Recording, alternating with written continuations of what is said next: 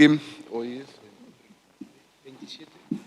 27 de marzo de 2023, vamos a dar comienzo a esta audiencia de juicio que se ha fijado en el marco de la causa del legajo número 19.126, caraturado Morato Ezequiel David Jiménez Francisco Nahuel, sobre homicidio agravado por realizarse con alevosía y para consumar otro delito y en procura de la impunidad de ese otro delito, es decir, criminis causa, concursados ideal y realmente, y a la vez concursados realmente con el delito de robo. Bien, mi nombre es Alejandro Gripo, soy el vocal número 6 del Tribunal de Juicio de Apelaciones de Paraná, y bueno, voy a ser el juez técnico de esta causa. Le voy a pedir por favor a las partes que se presenten. Buenos días, señor juez, por Fiscalía Santiago Alfieri, Ignacio Aramberri. Perdón, no sé si se ha quedado bien registrado. ¿Se escucha el sonido del micrófono del señor fiscal?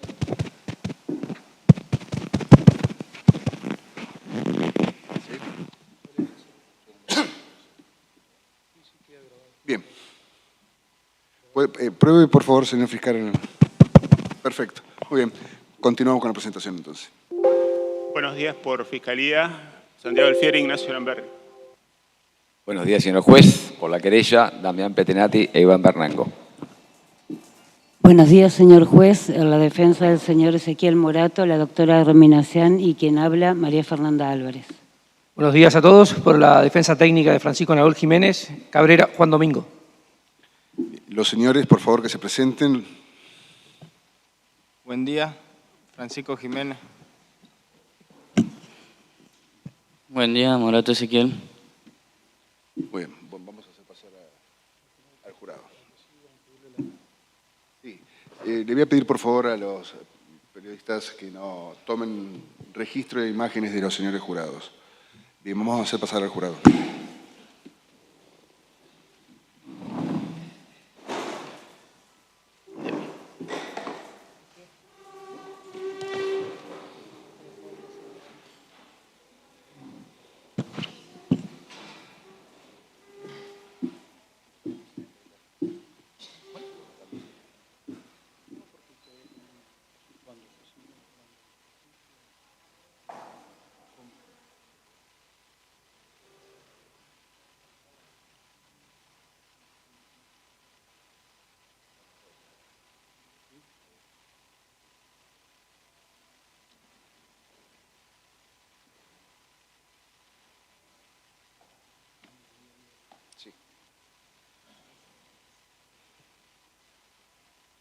Buenos días, señores jurados.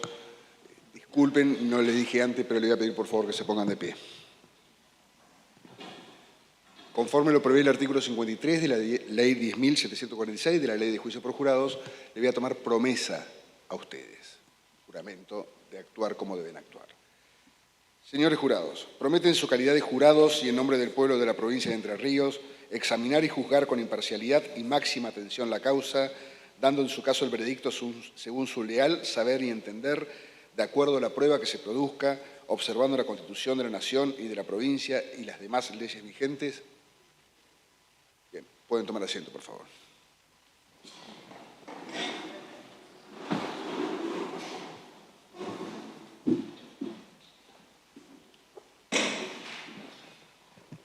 Bien, voy a proseguir dando las instrucciones iniciales de este juicio, así que le voy a pedir por favor a los señores jurados que estén atentos. Ustedes las tienen ahí, las pueden seguir con la lectura a lo que yo voy a leer. Bien, señoras y señores del jurado, ustedes han prestado juramento o promesa para ser el jurado en el presente caso, en el cual se los acusa a Ezequiel David Morato y a Francisco Nahuel Jiménez por los delitos de homicidio agravado por alevosía y para consumar otro delito y en procura de la impunidad de ese otro delito, es lo que se denomina criminis causa, y por el delito de robo. Ahora bien, independientemente de la definición o nombres de los delitos atribuidos y sus elementos jurídicos, todos los cuales se lo voy a explicar al final del juicio, lo que ustedes deben juzgar es la ocurrencia o no de un hecho concreto, atribuido a los mencionados señores Morato y Jiménez. Este hecho, en breves palabras, sucedió en fecha 14 de julio del 2021, entre las 16:45 y 19 horas, en inmediaciones de calle Pringles y Batalla de Suipacha de esta ciudad de Paraná. haciendo subir a un vehículo Fiat Uno al señor Gonzalo Javier Calleja, con la excusa de realizar una compraventa de dólares estadounidenses, atacándolo en forma sorpresiva, presionándole su cuello, con lo que le causaron la muerte, haciendo tal maniobra para desapoderar a Calleja y apoderarse de los imputados de la suma de $12.600, como también del reloj inteligente de Calleja, su mochila, su billetera, su teléfono celular y las llaves de su automóvil. Posteriormente, abandonaron el cuerpo ya sin vida de Calleja en una zona descampada sobre calle Selva de Montiel de esta ciudad de Paraná. Los detalles de este hecho seguramente lo van a brindar las partes acusadoras al momento de presentar su teoría del caso en el alegato inicial que harán a continuación. Para tal tarea, al terminar el juicio, esto es al momento de la deliberación, ustedes tendrán la responsabilidad de determinar si la Fiscalía y la querella han probado o no su acusación, más allá de toda duda razonable. Para ejercer su función conforme a los estándares legales, es mi obligación impartirles determinadas instrucciones iniciales en las cuales les voy a describir cómo se desarrolla un juicio, qué es prueba y qué no lo es, los principios constitucionales fundamentales que deben observar y también una muy somera explicación del delito por el que se juzga a los acusados, lo que en realidad le voy a explicar con mayor detalle al momento de darles las instrucciones finales de este juicio. Es decir, el último día del debate, que luego que ustedes escuchen las conclusiones a las que han arribado las partes y cuál es lo que van a mencionar en tal oportunidad. Bien. En todo juicio criminal por jurados nos encontramos con dos jueces, uno del derecho y otro de los hechos. Yo soy el juez del derecho y es mi responsabilidad decidir qué leyes gobiernan este caso y explicárselas. Además, debo conducir la audiencia de manera que todo transcurra sin ningún tipo de problemas y tal cual lo marca la ley. Ustedes son los jueces de los hechos y esto significa que tienen la responsabilidad de decidir cuáles son los hechos que resultan probados en este juicio. Como jueces de los hechos, también son ustedes quienes tienen la exclusiva responsabilidad de decidir acerca del valor de las pruebas que van a presentar las partes. Son ustedes los únicos que deben determinar si los acusados son culpables o no culpables de los delitos que se le atribuyen. Este es uno de los principios fundamentales del sistema de justicia por jurados. Las tareas del jurado y las del juez técnico se encuentran claramente definidas y no deben superponerse. Sin embargo, el ámbito de incumbencia del jurado es algo más complejo, pues no solo decide si la persona acusada de un hecho concreto es culpable o no lo es, sino que además, en el primer caso, también debe decidir el delito concreto por el cual se lo va a declarar culpable. En eso consiste precisamente el veredicto, que es la de incumbencia exclusiva y excluyente del jurado popular. Y por eso es que deben aplicar a esos hechos la ley que, como les dije, les voy a explicar al momento de las instrucciones finales.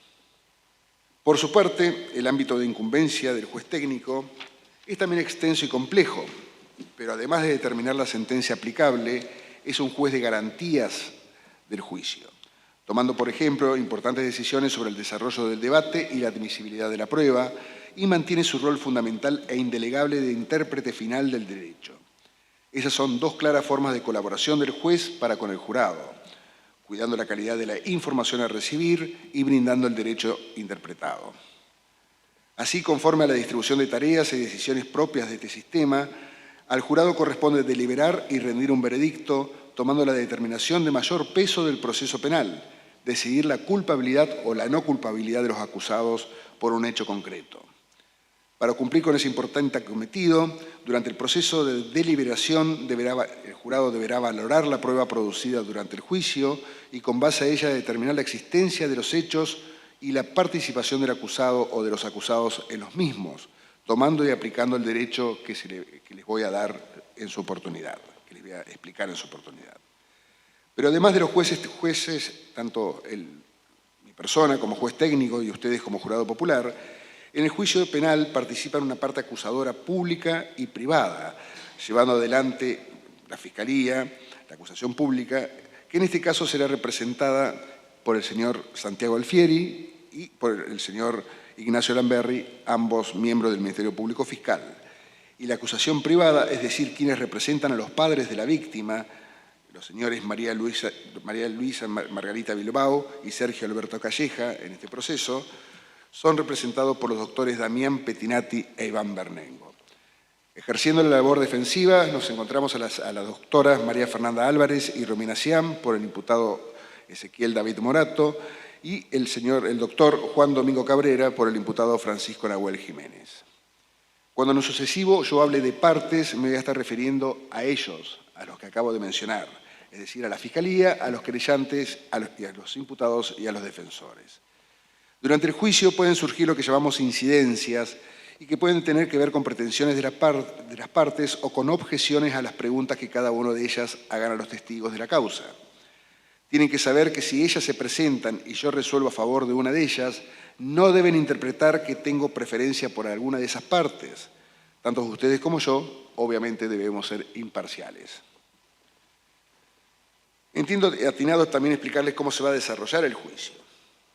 Al comienzo, al principio y en primer término, las partes acusadoras y luego los defensores les van a explicar, les van a decir cuáles son su versión de los hechos y qué prueba van a presentar en el juicio, para avalar justamente su hipótesis. Esto es lo que llamamos o denominamos alegato inicial o discurso de apertura. Estos alegatos y en general nada de lo que digan los abogados, las partes, o sea, los fiscales, querellantes o defensores, es prueba. Y por consiguiente no deben considerar nada de lo que digan como si ello fuera una prueba. Inmediatamente se procederá al interrogatorio de identificación de los imputados, en donde se les va a solicitar que brinden sus datos personales, se les explicará el hecho por el cual están aquí sentados en el banquillo de los acusados y también podrán declarar o abstenerse de declarar sin que ello implique presunción alguna en su contra. Si los acusados deciden declarar, veremos más adelante cómo va a ser valorado esa declaración. Luego será el turno de los testigos y peritos que van a declarar bajo juramento de decir verdad y serán interrogados y contrainterrogados por las partes. También se podrán incorporar en esta etapa del juicio los documentos con los que cuenten las partes y otros efectos que hayan sido secuestrados en esta causa. Rendida la totalidad de la prueba, la Fiscalía y la querella, en primer término, y luego las defensas, tendrán la posibilidad de hacer sus alegatos de cierre o de clausura, que es lo que llamamos la discusión final. Es en donde cada uno de ellos va a valorar los dichos de los testigos y la prueba documental e instrumental con la que cuenten y le van a proponer al jurado una conclusión. Insisto, lo que digan los abogados no es prueba, ni tampoco las conclusiones de las partes releva al jurado de sacar las suyas propias. Ustedes también deben analizar la prueba producida y determinar su valor para decidir la culpabilidad o no culpabilidad de los acusados. Por eso, yo luego, como insisto y ya les dije, les voy a explicar cuál es la ley aplicable al caso y con esa información ustedes van a pasar a deliberar. Al final solo deberán alcanzar un veredicto de culpabilidad o no culpabilidad, sin que nadie les pida explicaciones o razones sobre lo decidido, pues la deliberación de ustedes es secreta. Es sumamente importante que ninguno de ustedes se forme una opinión concluyente o definitiva sobre el caso hasta no haber escuchado la totalidad de la prueba, los alegatos de los abogados y las instrucciones que yo les voy a impartir sobre el derecho aplicable. Y es recién a partir de ese momento que pueden empezar a discutir el caso entre ustedes. El caso, y en definitiva la culpabilidad o no culpabilidad de los acusados, deben ser juzgados por ustedes solo sobre la base de la prueba que se presente en este juicio. No deben realizar ninguna investigación por cuenta propia. Esto incluye leer diarios, mirar programas de televisión sobre el caso, o usar una computadora, teléfono celular, internet, redes sociales, o cualquier otro medio a fin de obtener información relacionada con este caso. Esto vale para cuando estén aquí en el tribunal o cuando están en sus hogares o en el lugar en el cual ustedes estén. Los jurados no deben mantener discusiones de ninguna clase con amigos o familiares acerca del caso o de las personas y lugares involucrados. No permitan que ni aun los familiares más íntimos les hagan comentarios o preguntas sobre el juicio. Recuerden que no pueden tomar contacto con las partes, es decir, ni con los imputados, ni con los defensores, ni con el fiscal, ni tampoco con el querellante, fuera de la audiencia de juicio y hasta que ustedes brinden su veredicto. No acepten mensajes relacionados con este caso o con su tarea como jurados. No discutan este caso, ni soliciten consejo de nadie por ningún medio. Hacer algo así violaría su promesa que acaban de dar y deber de ser jurados, de ser imparciales como jurados, y obviamente serían pasibles de ser sancionados. Voy a permitir que tomen notas durante el transcurso del juicio, para lo cual ahí arriba de la mesa ustedes ya tienen blocs y un bolígrafo para tomar las mismas, pero no obstante tengan en cuenta que las notas no deben distraerlo de lo que suceda en el juicio. Las notas son solo una ayuda para la memoria y no son prueba. No deben dejarse influenciar por las notas que haya tomado otro jurado. Las notas son confidenciales. Y les explico también que durante los recesos, ya sea cuartos intermedios que se hagan durante las audiencias o cuando ustedes se retiren a su casa para una jornada a otra, esas notas van a quedar aquí en el recinto y no podrán ser llevadas por ustedes. Al final del juicio, el secretario se va a llevar todas las notas y ellas van a ser destruidas. Es muy importante que les mencione algunas normas que forman parte de nuestro ordenamiento jurídico y de nuestra Constitución. En primer lugar, es el derecho a no declarar. Esto se refiere a los acusados. En todo proceso penal, los imputados o acusados tienen el derecho absoluto de guardar silencio y no declarar. Y esto de ninguna manera significa que ellos sean culpables. El hecho que los acusados decidan no declarar no debe influenciar el veredicto de ustedes en modo alguno. Otro de los principios también sumamente importante en nuestro sistema de derecho es lo que llamamos presunción de inocencia. Nuestra Constitución presume que todas las personas son inocentes hasta tanto se demuestre lo contrario.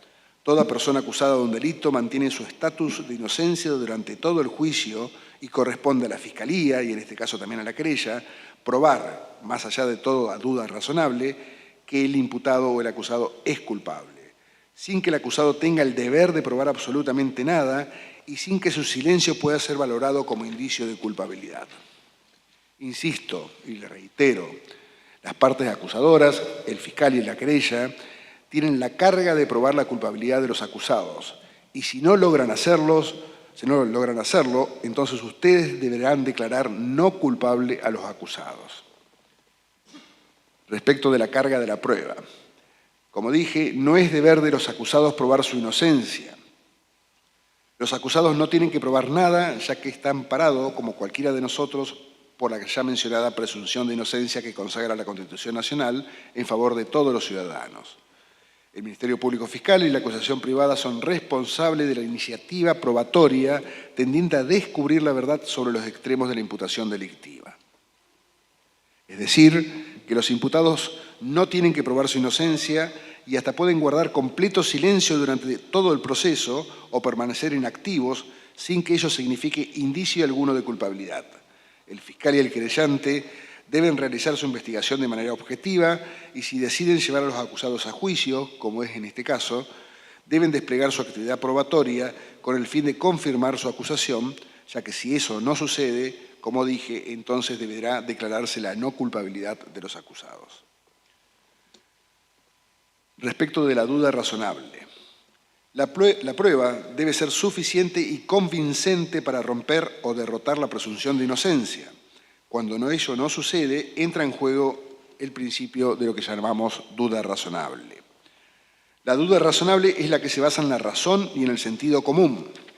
No se trata de una duda inverosímil, forzada, imaginaria o superficial, ni tampoco es una duda basada en lástima, piedad o prejuicio, sino que es la que de manera lógica puede surgir por contradicción entre las pruebas o por falta de pruebas en apoyo de la acusación.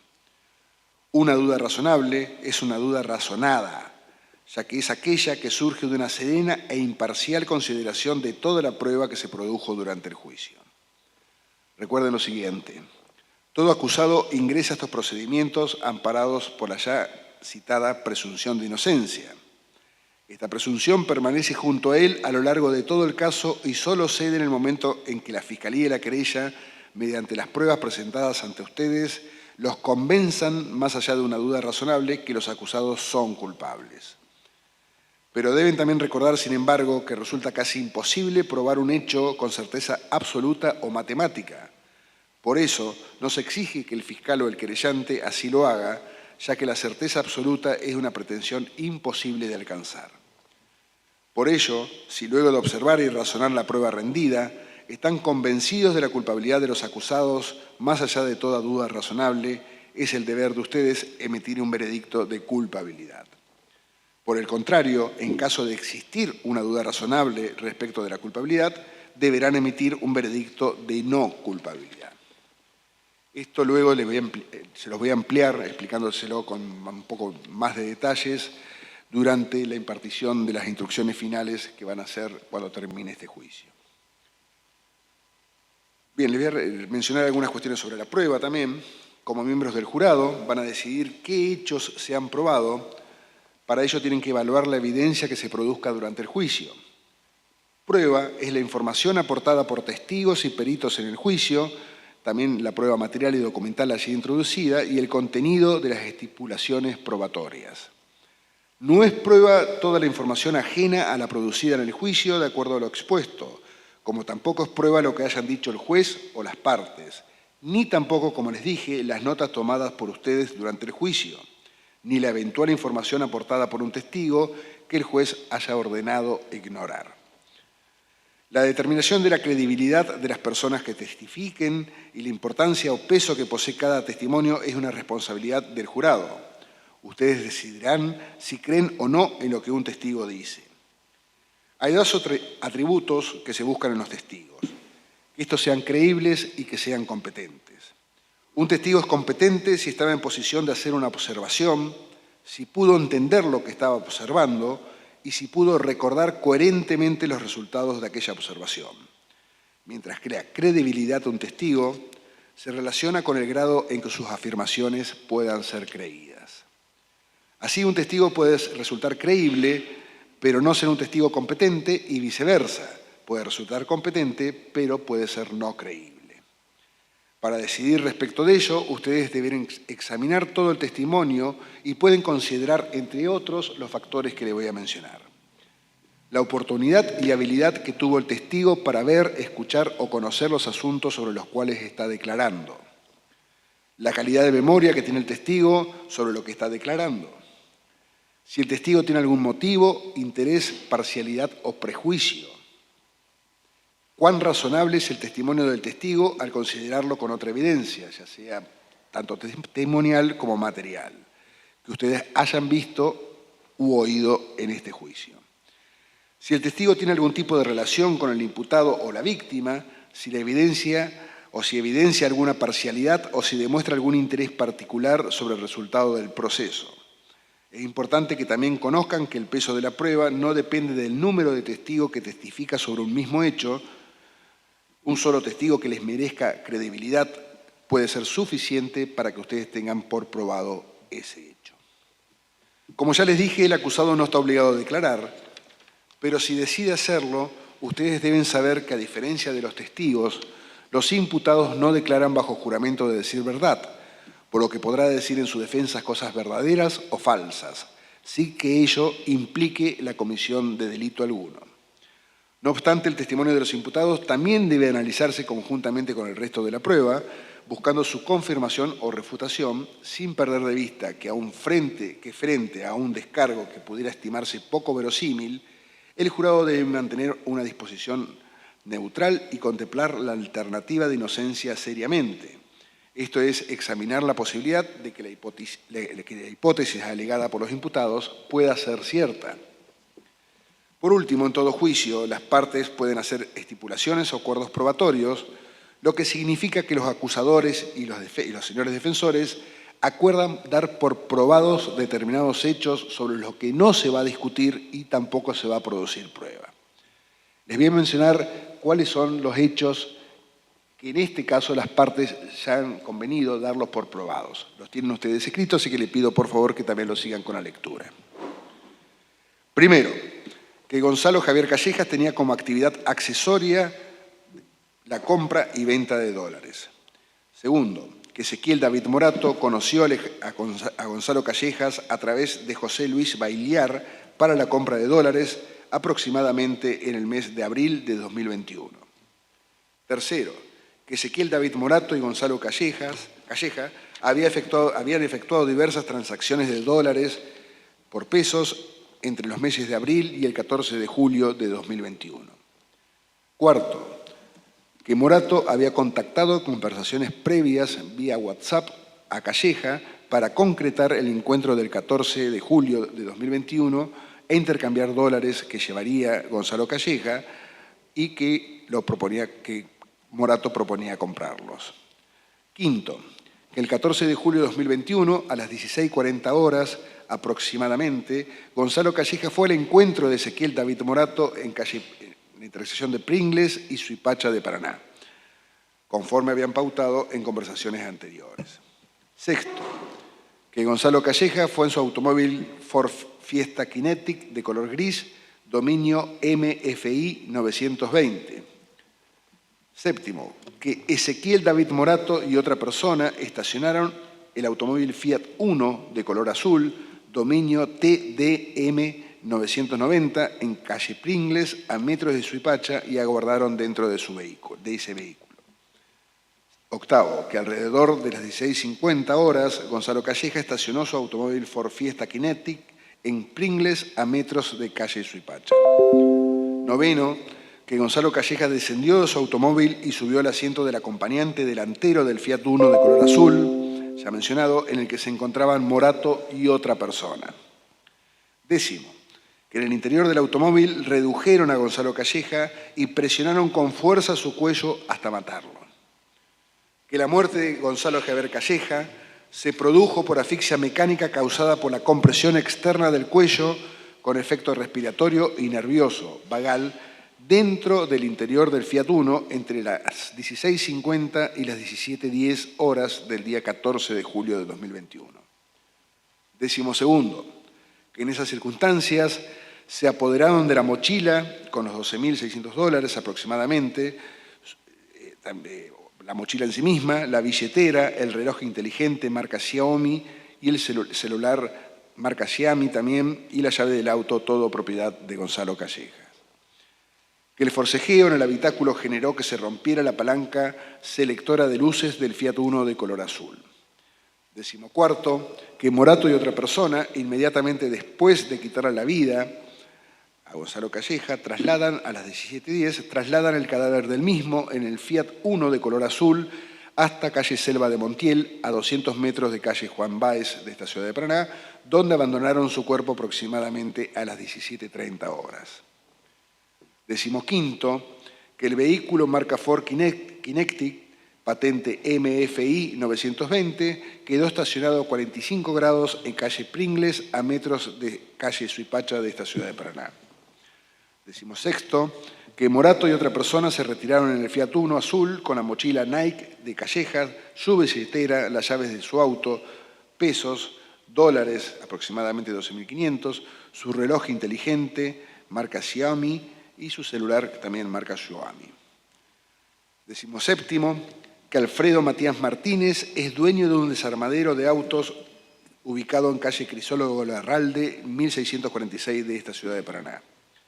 Decimoctavo, que Ezequiel David Morato tenía una deuda preexistente con Alfredo Matías Martínez. Punto 19, que luego de abandonar el cuerpo, Morato y otra persona se dirigieron juntos en el mismo auto al desarmadero de autos Matías, cito, en calle Crisólogo Larralde, número 1646 de esta ciudad de Paraná. Como punto 20, que a las 18:20 horas aproximadamente del 14 de julio de 2021, en ese comercio, David Ezequiel Morato pagó a Martínez, estamos hablando del desarmadero ya mencionado, ¿no? Pagó a Martínez la deuda con dólares y pesos con parte del dinero sustraído previamente a Gonzalo Calleja. 21, que en el desarmadero Matías, Morato intentó deshacerse del automóvil ofreciéndolo al dueño del local, Alfredo Matías Martínez, lo que no pudo conseguir. 22, que el día del hecho David Ezequiel Morato vivía en Grosemí, número 1957 de esta ciudad de Paraná, detrás de la escuela Hogar. 23, que alrededor de las 19:13 horas, Morato y otra persona regresaron a calle Grosemí, 1957. 24, que en la casa de Morato estas personas repartieron el restante de lo sustraído a Gonzalo Calleja. 25. Que Matías Mosqueda es un vecino de la vivienda de Morato en calle Grosemi. 26. Que a las 19:45 horas aproximadamente, Morato solicitó a su vecino, Matías Mosqueda, que lleve a Francisco Jiménez, quien estaba en la casa de Morato. 27. Que por aquel tiempo, Francisco Nahuel Jiménez vivía en calle Díaz de Vivar, número 1013 del barrio Paraná I de esta ciudad. 26. Que Mosqueda llevó a Jiménez hasta inmediaciones de calle O'Higgins y Díaz de Vivar del barrio Paraná I alrededor de las 20:10 horas de ese mismo día. 29. Que Cristian Gabriel González era un amigo íntimo de Ezequiel Morato. 30. Que alrededor de las 20:10 del día 14 de julio de 2021, Morato entregó a Cristian Gabriel González una mochila negra Nike con 1,5 kilos de cocaína, dólares, pesos en efectivo y 2 armas de fuego para que se los guardara. 31. Que Cristian González guardó dichos elementos en la vivienda de sus suegros, ubicada en Colonia Avellaneda, en calle Policía de Entre Ríos, Manzana 29, Casa 5. 32. Que Enzo Gabriel Jaquier es un allegado de Ezequiel David Morato. 33. Que el día 14 de julio de 2021, Jaquier vivía en casa de su suegra, en calle Reforma Universitaria, número 1770 de esta ciudad de Paraná. 34.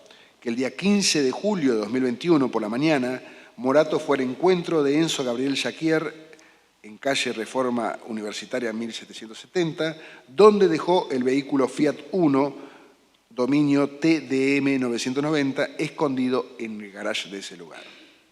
35. Que el viernes 16 de julio de 2021, por la mañana, Morato pidió a Jaquier personalmente que mantenga el auto escondido y deciden llevarlo hasta la vivienda de Joel Nail Almada, en calle Vivanco y Larralde de Paraná. 36. Que Joel Nail Almada es un amigo de Enzo Gabriel Jaquier. 37. Que en ese lugar le cambian los neumáticos al auto, le pintan las tazas, lo limpian en su interior, quitan el polarizado, quitan las chapas patentes del mismo y lo mantienen en el garage de la casa de la vivienda de Almada. 38. Que 2 neumáticos que fueron quitados al Fiat Uno de color azul de Morato fueron colocados en el vehículo Ford Fiesta, dominio DVI 752 de Rogelio Cancio. 39. Que Rogelio Cristian Cancio es amigo de Joel Almada y de Enzo Jaquier. 40. Que el día 27 de julio de 2021 se secuestró el Fiat Uno de color azul TDM 990 con las modificaciones referidas en la vivienda de Almada, como dije, ubicada en calle Larralde y Vivanco de Paraná. 41. Que el día 27 de julio de 2021 se secuestró el vehículo Ford Fiesta DVI 752 de Rogelio Cancio con 2 neumáticos Fate Prestiva que fueron quitados al Fiat Uno dominio TDM 990 de color azul. 42. Que en fecha 27 de julio de 2021, en calle Reforma Universitaria 1770, se entregaron a Delfina Roldán Chardet un neumático Fate Prestiva que había sido quitado al ya citado Fiat Uno dominio TDM 990. 43. Que el cuerpo de Gonzalo Javier Calleja fue encontrado por personas que pasaban ocasionalmente en una zona de vegetación a metros de calle Selva de Montiel, ubicado alrededor de 200 metros de calle Juan Valls de esta ciudad de Paraná, el día 15 de julio de 2021, alrededor de las 15:30 horas. Por último, 44, que Ezequiel David Morato y Francisco Nahuel Jiménez son capaces de culpabilidad conforme los exámenes oportunamente realizados. Bien. Ya como últimas instrucciones, les voy a hablar lo que se llama libertad de conciencia del jurado. Ustedes deben saber finalmente que el jurado es independiente, soberano e indiscutiblemente responsable por su veredicto, libre de cualquier interferencia o presiones tanto de mi parte, del gobierno o de las partes involucradas, de los abogados o de cualquier otra persona. Ninguno de ustedes, jurados, podrá ser jamás sujeto a penalidad alguna por los veredictos que rindan, a menos que aparezcan que decidieron en contra de su conciencia o de que fueron corrompidos por vía de soborno. Como breves nociones sobre el delito imputado, les voy a explicar que al momento de las instrucciones finales voy a ser mucho más explícito en la explicación del derecho aplicable a los efectos de la deliberación y de las opciones de veredicto que también se les van a otorgar en esa oportunidad. Pero más allá de eso, deben saber que todas las calificaciones legales o jurídicas de delito son provisorias en esta etapa del proceso y que de no comprobarse la tesis principal, como les dije al principio, que en este caso es un homicidio agravado tanto por alevosía como para consumar otro delito y en procura de la impunidad de ese otro delito y también el delito de robo, pueden darse también delitos menores incluidos que las partes van a proponer analizar. Estas instrucciones y las que le voy a dar al final de los alegatos de las partes van a ser la ley aplicable sobre la cual deben seguir y no otras. Bien.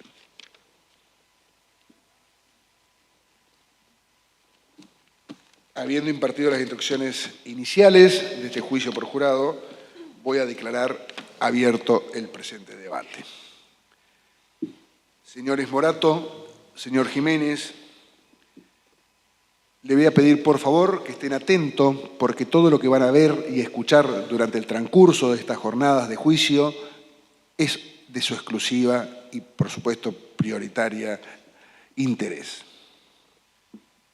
Sobre todo, le voy a pedir que estén muy atentos a lo que va a seguir en la próxima etapa, que es cuando le conceda la palabra a las partes acusadoras, que ellos les van a explicar, por más que ustedes ya saben por qué están aquí, les van a explicar concretamente cuál es el hecho que a ustedes se les atribuye y por el cual ustedes han llegado a esta instancia de juicio. Bien, de esta manera le voy a conceder en primer término la palabra a los señores fiscales a los efectos que formulen sus alegatos de apertura. Señores.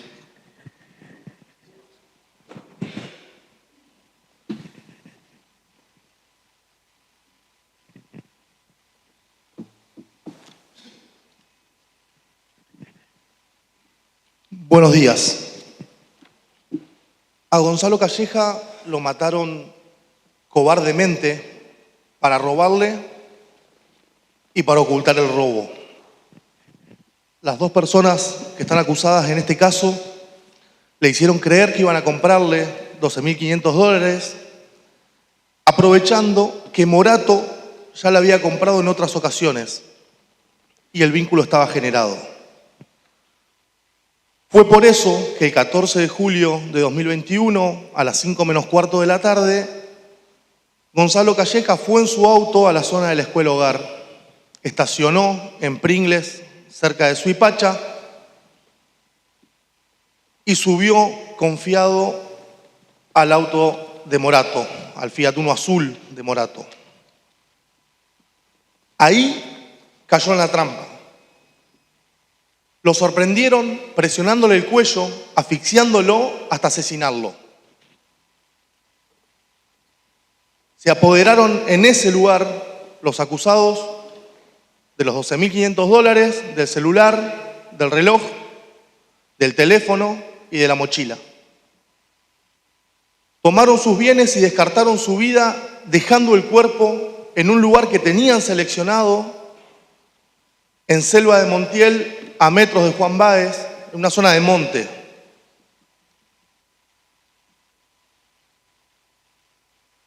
Las defensas, la de Morato va a pretender que crean que iban a robarle y que en esas circunstancias Gonzalo terminó muriendo.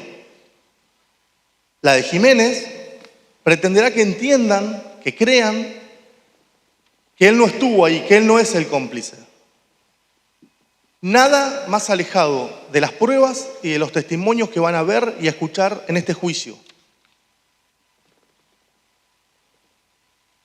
Tenían una deuda y usaron a Gonzalo de cajero automático. Él fue a cambiar dólares en un día normal para él y en manos de estas dos personas terminó siendo asesinado. Muchas gracias.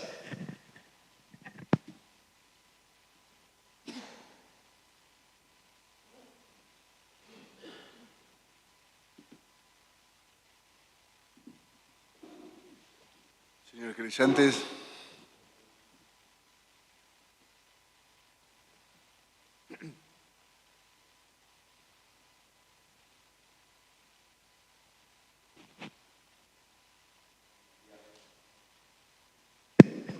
Hola. Buenos días, señoras y señores del jurado. Ya explicó brevemente el Ministerio Público Fiscal cuál es la hipótesis que tenemos en este caso. La querella, por nuestra parte, compartimos la hipótesis del Ministerio Público Fiscal. Lo emboscaron. Tal vez esa sea la palabra que mejor resume los hechos de este caso. Aquel 14 de julio, los acusados, Morato y Jiménez, emboscaron y mataron a Gonzalo Calleja. Gonzalo fue bajo el engaño de un supuesto cambio de dólares por pesos. Allí sube al auto de Morato, al asiento del acompañante, como ya lo había hecho en otras oportunidades con el mismo Morato, en la oportunidad de realizar cambios de moneda.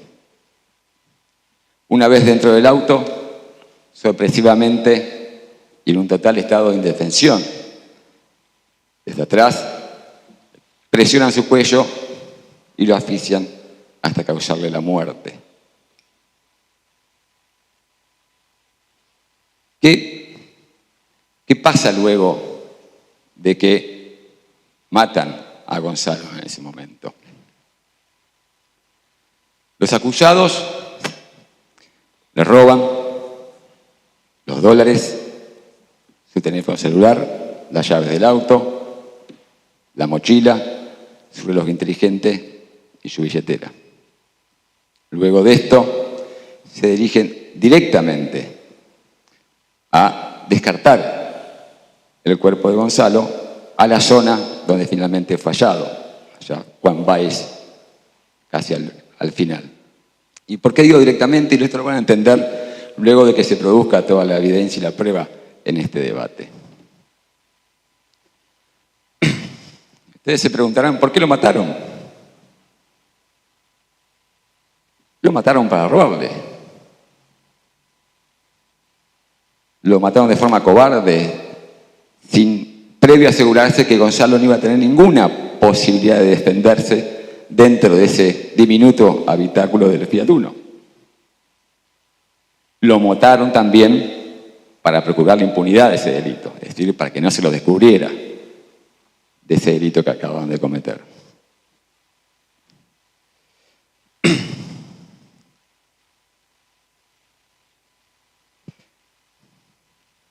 Es decir, lo mataron por dinero a Gonzalo. Redujeron la humanidad de Gonzalo a una cifra de dinero. Por un puñado de dólares fue ultimado Gonzalo. Lo mataron porque a Morato le venían reclamando una deuda. Y como les dije antes, una vez que salieron del lugar del hecho, descartan el cuerpo de Callejas, Morato va inmediatamente a saldar esa deuda con parte del dinero sustraído a Gonzalo. Luego, de regreso, pasan por la casa de Jiménez y finalmente llegan nuevamente al lugar de origen, a las inmediaciones de la casa de Morato, y ahí finalmente los dos acusados se separan.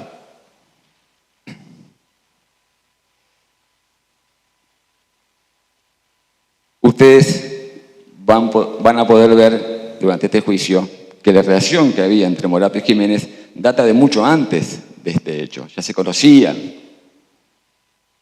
y habían compartido en distintas oportunidades otros temas. También, seguramente, a lo largo de este juicio podrán saber quién era Gonzalo Callejas. Era un joven, llegando a sus 30 años, que tuvo la posibilidad de cursar una carrera universitaria, se recibió de contador, trabajaba en una empresa constructora y como actividad secundaria, junto con un socio, que era hijo del dueño de esta empresa constructora, realizaban este intercambio de moneda extranjera, de dólares precisamente, compra-venta. Gonzalo era un joven como cualquiera que nos podemos cruzar en la calle, en nuestro trabajo o en un boliche cuando salimos a festejar. Era muy familiero, muy unido a su familia, a sus padres, a sus hermanos, con muchos amigos. Hizo muchas actividades, incluso deportivas, jugaba al básquet, de ahí cosechó muchos amigos de la vida. Y ese día, 14 de julio del 2021, Gonzalo tenía planificado qué es lo que iba a hacer. Ese día, luego de salir de su trabajo en la empresa constructora, tenía planeado realizar unos cambios de dólares, luego ir al gimnasio con un amigo y luego del gimnasio también reunirse con otros amigos a comer y a ver un partido de fútbol. Creo que esa noche jugaba River, si no me equivoco. Nada de esto ocurrió. Nada de esto pudo hacer Gonzalo ese día. ¿Por qué? Porque lo emboscaron. Lo emboscaron, lo robaron, lo mataron en forma sorpresiva y artera y luego descartaron su cuerpo. Y lo mataron para robarle y para procurar la impunidad, para que no descubrieran, porque de seguir Gonzalo con vida, ese robo no iba a quedar impune. Entonces, hoy, casi 2 años después de ese hecho, está en sus manos procurar que esto no suceda, que este crimen no quede impune. Muchas gracias.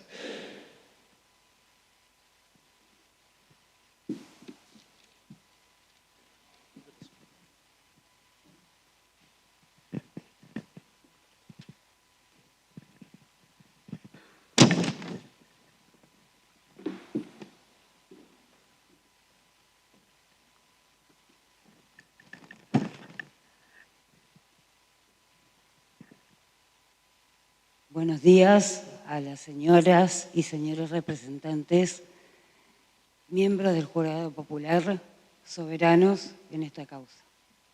Buen día al señor vocal que preside el doctor Alejandro Gripo, miembro del Tribunal de Juicio de Apelaciones. Buenos días a los representantes tanto de la querella, tanto de la acusación pública como de la privada. Buenos días, señor doctor Cabrera. Buenos días, señor Jiménez. Buenos días, señor Morato, y buenos días, doctora y compañera Romina Cian, quien va a tener una tarea fundamental en este debate. Mis alegatos van a ser muy breves y muy concretos. Se acreditará, más allá de toda duda razonable, que este hecho no fue un homicidio triplemente calificado. En el momento del transcurso finales y al momento que el señor juez dé las instrucciones, ahí se van a variar y se van a exponer distintos tipos de delitos. Se acreditará con las pruebas obrantes o que se pasarán por ante ustedes y con la declaración de nuestro asistido que el señor Ezequiel Morato no fue el autor de la muerte de Gonzalo Callejas. No fue autor material ni responsable ni intelectual. Se acreditará también que el autor de la muerte de Gonzalo Callejas fue el señor Francisco Jiménez, quien lo acompañaba en la parte de atrás del auto al señor Gonzalo Callejas y el auto era conducido por Morato. Se acreditará que nuestro asistido no tuvo intención en ningún momento de matarlo y que tampoco pudo hacer absolutamente nada para impedir su muerte, que fue en cuestión de instantes. Y finalmente, nosotros no venimos por un veredicto de no culpabilidad, señores y señoras. Este crimen no puede y no debe quedar impune. Nosotros venimos por un veredicto justo, conforme a los hechos que se rinden ante ustedes. Y todo esto más allá de toda duda razonable. Muchas gracias y buenos días. Gracias, doctor.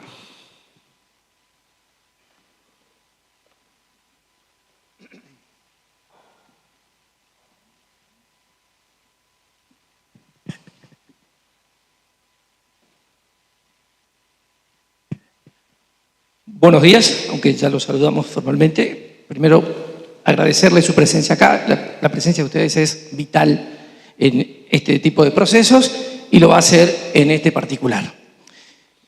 La Fiscalía, la acusación pública, la privada e inclusive la defensa de Morato tienen una teoría del caso según la cual mi defendido es el responsable de la infructuosa muerte del joven Calleja. Nosotros, en nuestra actividad, dentro del proceso, no vamos a demostrar nada, puesto que, en términos más coloquiales, Francisco no tuvo nada que ver con este hecho.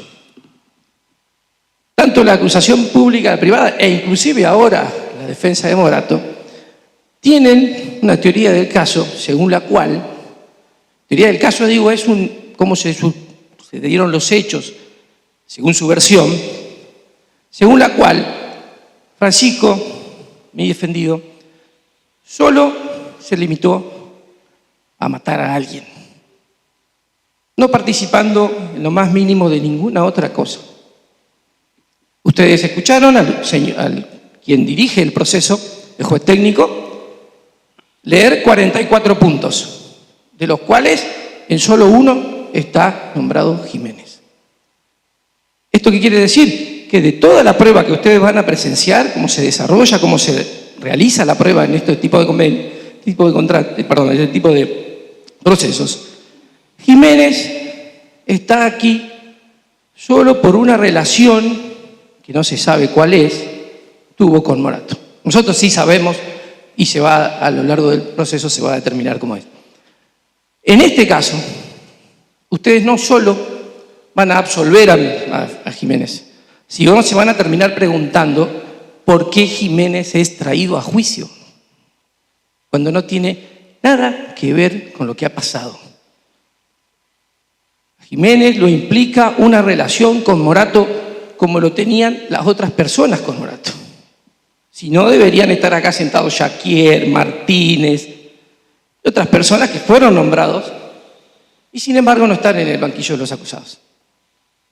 Por eso, les repito, muchísimas gracias por estar aquí y no solo van a absolver a Jiménez, sino que también conmigo van a terminar preguntándose a lo largo de esta semana por qué Jiménez viene a juicio. Muchas gracias.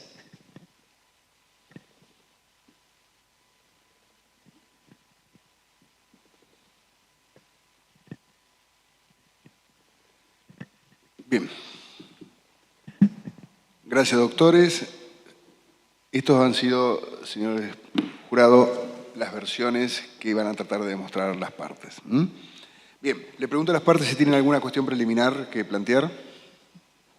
No, señoría. No, señoría. No. Bien, respecto de la asistencia, presencia y a la vez, ¿en qué orden van a declarar los testigos que estaban previstos para el día de la fecha? En el día de la fecha declararán Sofía Hayek, Juan Pablo Spinelli, el comisario Horacio Blasón y el médico forense Leonardo Luis Moyano, en ese orden. En ese orden, doctor. Bien. Señor Jiménez y Morato. Vamos a empezar por el señor Morato. A los dos les pregunto, en realidad, si han entendido, si han escuchado a las partes acusadoras, cuál es el hecho ¿Y por qué ustedes están aquí sentados? ¿Han entendido o necesitan que yo se los explique nuevamente? No se ha entendido.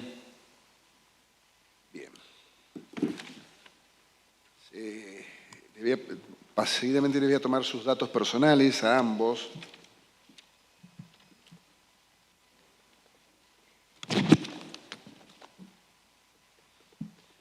Señor Morato, su nombre completo, por favor. Morato Ezequiel David. ¿Tiene algún apodo? No. ¿Su número de documento? 40 044 867. ¿Es argentino? Sí. ¿Dónde y cuándo nació? Acá en Paraná, el 9 del 10 de 1996. ¿Cuántos años tiene entonces? 27.